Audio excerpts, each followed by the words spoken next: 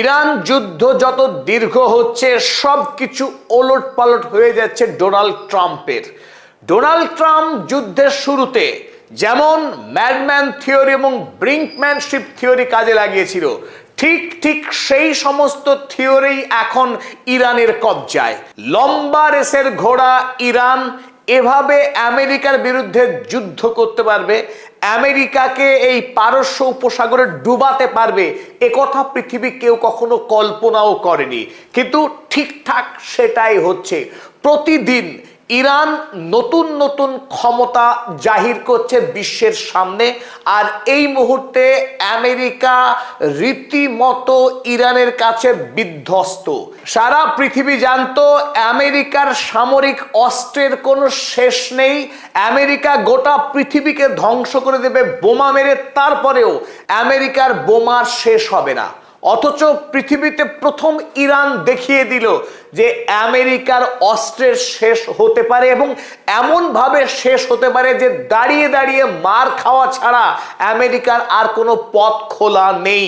সেই খবরই পৃথিবীকে প্রথম জানালো ইরান 27শে জুলাই ইরান পৃথিবীকে দেখিয়ে দিল যে আমেরিকার সৈনিকেরা দাঁড়িয়ে দাঁড়িয়ে মার খেতে বাধ্য, কারণ তাদের হাতে ইরানের মার থেকে বাঁচার কোনো আকাশ প্রতিরক্ষা নেই। আমেরিকার সৈনিকরা অসহায়ভাবে দাঁড়িয়ে ছবি তুললেন ক্যামেরায়। ইরানি মিসাইল মোয়াফাক সালতি এয়ারবেসে আশ্রয় পড়বার পর গগনচুম্বী সেই আগুনের লেলিহান শিখা, আর ইরানি সেই মারেই একসাথে খুন হলেন বেশ কিছু মার্কিন সেনা এবং ধ্বংস হলো মার্কিনি ফাইটার জেট।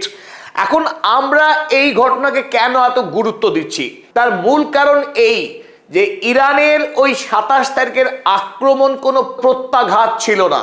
24শে জুলাই রাতেই আমেরিকা শেষ মার মেরেছিল ইরানের ওপর। তাই প্রথমবারের মতো ইরান তার স্ট্র্যাটেজি চেঞ্জ করে সরাসরি আক্রমণাত্মক যুদ্ধ শুরু করলো আমেরিকার বিরুদ্ধে। তার কারণ তখনও পৃথিবীর কাছে খবর ছিল না যে আমেরিকার রক্ষণ ভেঙে চুরমার হয়ে গেছে। আমেরিকার কাছে আর প্যাট্রিয়ট কিংবা থার্ড যাই বলি না কেন, আমেরিকার সেই গর্বের আকাশ প্রতিরক্ষা ব্যবস্থা, তাতে ব্যবহার করা মিসাইলের সংখ্যা হু হু করে নামতে নামতে একেবারে তলায় এসে ঠেকেছে। অর্থাৎ আমেরিকার কাছে যতই ইরানকে হামলা করার মতো বোমের মজুদ থাকুক না কেন, ইরানের হাত থেকে মার খেয়ে বাঁচবার জন্যে যে মিসাইলের সম্ভার দরকার সেই মিসাইল আমেরিকার হাতে আর নেই। কারণ আমেরিকার সাম্রাজ্য ইতিপূর্বে কোনোদিনে আশ করতেই পারেনি যে তাকে পৃথিবীর কোনো শক্তি মার দিতে পারে। সে শুধু জেনেছিল পৃথিবীকে সে শুধু মারবে আর পৃথিবী মার খাবে, তার গায়ে কেউ হাত তুলতে পারবে না। এই জন্যই বলে অপরাধী একটা নিশানা রেখেই যায়, একটা বড় সড়ো ভুল করেই। আর আমেরিকা সেই ভুল করেছে।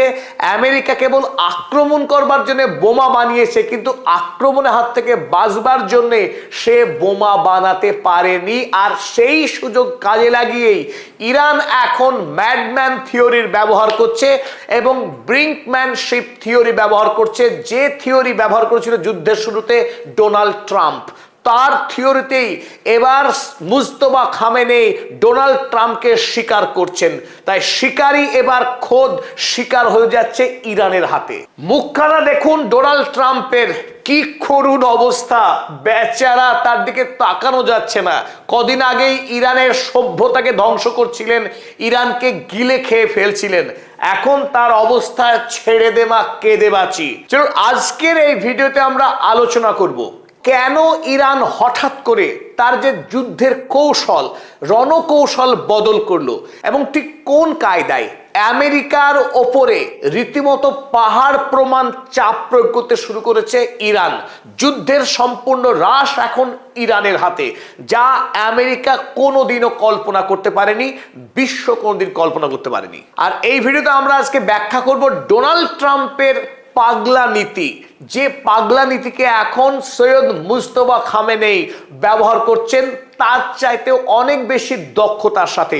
কি এই পাগলা থিওরি এবং কেনই বা মুজতবা খামেনেই পাগলা থিওরিকে ব্যবহার করছেন, চলুন বুঝে নিই সেই তত্ত্ব কথা। এবং এই ভিডিওর শেষে এই যুদ্ধ কোন দিকে মোড় নিতে যাচ্ছে সেই বিষয়ে গুরুত্বপূর্ণ আপডেট দেব। চলুন আমরা শুরু করি। আর সবার আগে সকলকে স্বাগত জানাচ্ছি আপনাদের বন্ধু অধ্যাপক আব্দুল হালিম।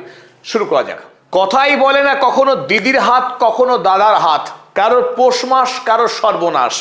ডোনাল্ড ট্রাম্প এবং বেঞ্জামিন নেতানিয়াহু তারা ভেবেছিলেন ইরানে যাবে এবং 3 দিনের মধ্যে যুদ্ধ শেষ করে বিজয়ীর বেশে ফিরে যাবে পশ্চিমী দুনিয়ায়।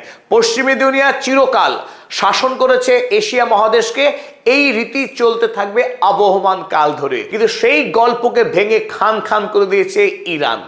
গত 3 দিন ধরে আমেরিকা নতুন করে ইরানের উপরে আক্রমণ করতে সাহস দেখায়নি, কিন্তু ইরান গত 3 দিন লাগাতার মধ্যপ্রাচ্যের বিভিন্ন মার্কিন ঘাঁটিগুলোর উপরে আক্রমণ করে এসেছে। অথচ 28শে ফেব্রুয়ারি, আজ থেকে 5 মাস আগে যে যুদ্ধ শুরু হয়েছিল, সেই যুদ্ধ এতদিন ধরে অর্থাৎ প্রায় 5 মাস ব্যাপী একটা নিয়মকেই দেখে এসেছে। সেটা কি? আমেরিকা বা ইসরায়েল আক্রমণ করেছে ইরানের উপরে, ইরান তার বদলা নিয়েছে। ইরান এতদিন ধরে বদলা নিয়ে আসছিল, কিন্তু হঠাৎ করে 5 মাস যুদ্ধ চলবার পর ইরান এতদিন ধরে খুব গভীরভাবে আমেরিকাকে পর্যবেক্ষণ করেছে, শত্রুকে পর্যবেক্ষণ করেছে, কোথায় শত্রুর শক্তি আর কোথায় শত্রুর দুর্বলতা।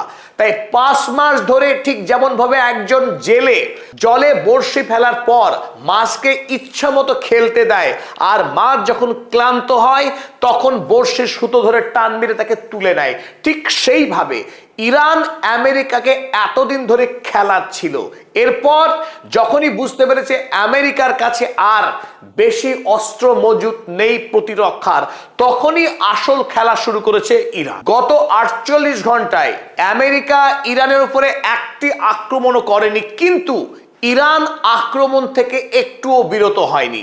এই 48 ঘন্টা ধরেই প্রায় ধারাবাহিক পরপর নির্দিষ্ট সময়ব্যাপী মধ্যপ্রাচ্যের বিভিন্ন মার্কিন সামরিক ঘাঁটিগুলোকে লক্ষ্য করে ইরান হামলা চালিয়ে যাচ্ছে। কুয়েতের উত্তর সীমান্ত এলাকায় একটি বিল্ডিং এ মারাত্মক আক্রমণ করেছিল ইরান। সেই আক্রমণে গোটা